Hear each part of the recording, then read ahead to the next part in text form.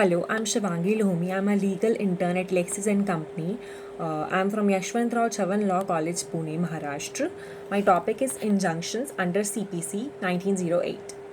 To begin with CPC, Section 94 and 95 provide that there are rules to be framed where under a court can direct injunctive reliefs in a particular case for which rules are prescribed under Order 39. Order 39 subclause 1 and 2 deal with injunctions ex parte ad interim and permanent, whereas interim measures which may not necessarily be interim injunctions are dealt with Order 38, specifically Rule 5 where we seek someone to furnish security. Order 38 Rule 5. It provides interim measures. It requires a person seeking such relief to prove a higher pedestal than a prima facie case, balance of convenience, and imminent threat of irretrievable harm or injury. Therefore, if a relief sought under Order 38 Rule 5 is not granted, then the decree or entire judicial exercise will be futile. In those circumstances, which are very exceptional, the court directs the opposite party to preserve certain assets or furnish security in lieu thereof. This is to ensure that when a decree is passed, it is sufficiently monetized and does not remain a paper decree.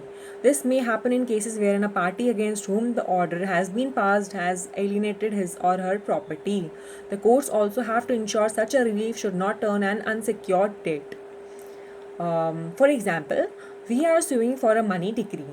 The company we are suing is wholly owned subsidiary of a foreign entity. That particular company has no assets except one particular asset, say X, or some receivables under a particular contract. If the litigation goes away and the company is proposed or any communication that it may have to shut its operations in India, then the moment it shuts, it is no more in existence, thereby making the money decree a nullity. This is the principle of Order 38 Rule 5.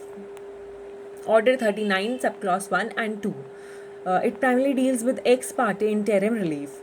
The ex parte ad interim relief is something where an injunction instant is needed so that the opposite party is not to be notified. There are certain guidelines that have been framed over a period of time by virtue of various judicial dictums. In Morgan Stanley versus Karthik Das 11, the Honorable Supreme Court framed certain guidelines. The Supreme Court was of the view that usually a court should refrain from giving an ex parte ad interim relief behind the back of the party. If an interim injunction is to be granted, let the opposite party be notified. Only in exceptional circumstances where non-grant of injunctions would cause serious injustice, irretrievable harm, only then such action must be taken.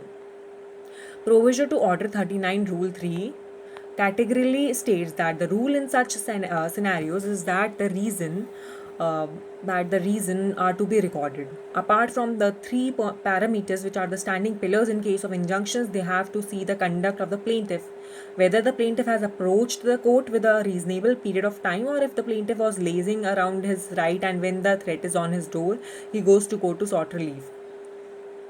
The prima facie avertments of the plaintiff, and if the same are supported by the documents placed on record. All these factors collectively will convince a court to refuse such a relief. This video doesn't solicit any types of promotion or advertisements as per the guidelines of Bar Council of India, and the sole purpose of this video is for educational purposes only. Please like, share and comment on my video, and do subscribe this channel. Thank you so much.